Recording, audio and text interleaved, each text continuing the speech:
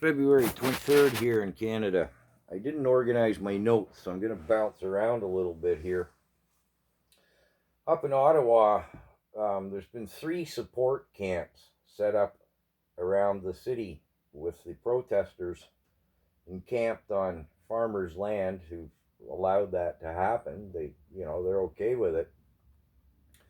Um, Now, under the Charter of Rights and Freedoms, that's allowed. Under the Emergencies Act, it isn't.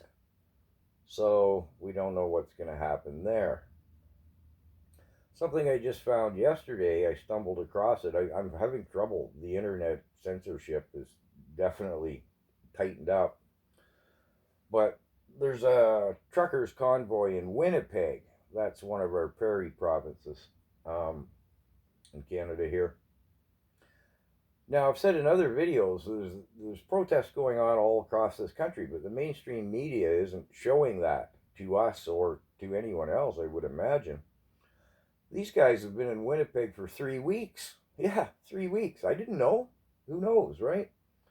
Again, anybody out there got anything from somewhere, send it to me so I can expose that. But yeah, they've been there 3 weeks, and they have said, they stated firmly, we don't care about your financial sanctions, your this is, your that's, this is the Emergency Act. We don't care about any of that. We're not moving until Trudeau comes and talks to us.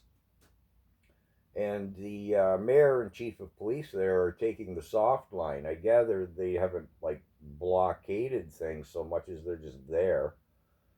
Again, I can't find any details other than this little press release I saw from the convoy or truckers or whatever you want to refer to it as, those people in Winnipeg.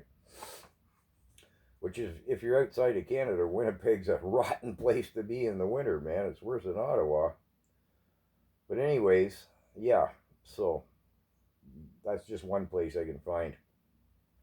A veteran in Vancouver has started a protest march. He's going to walk from Vancouver to Ottawa, again in the dead of winter. Now, Terry Fox is a big fan in Canada here. So I imagine this veteran hiking along is going to gain a lot of support along the way. Again, I'm just bouncing through everything here. Trudeau's justice minister says the banks may proactively freeze accounts that attempt to withdraw all funds to preserve the stability of the financial institutions. This is as the run on the banks continue, people pulling out their money.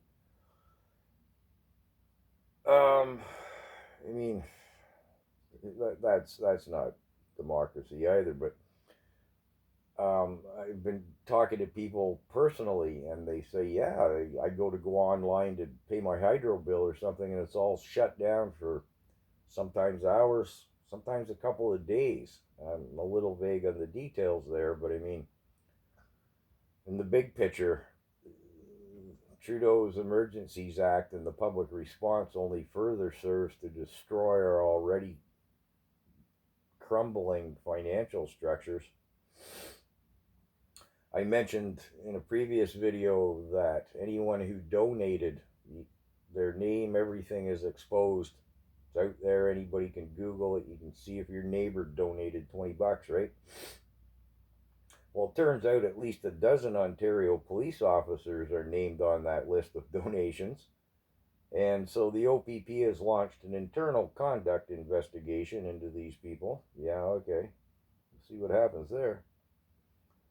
The mainstream media claims that the banks begin unfreezing accounts of Freedom Convoy supporters working with the RCMP, as in the banks are working with the RCMP or something. Yeah, okay, well,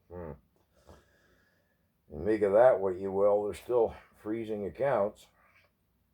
On a small note, silver has gone up from $38 to $40. That's full purchase retail price.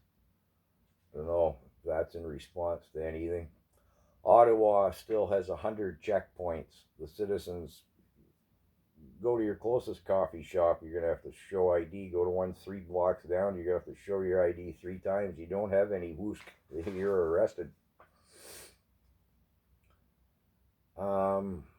Yeah, okay.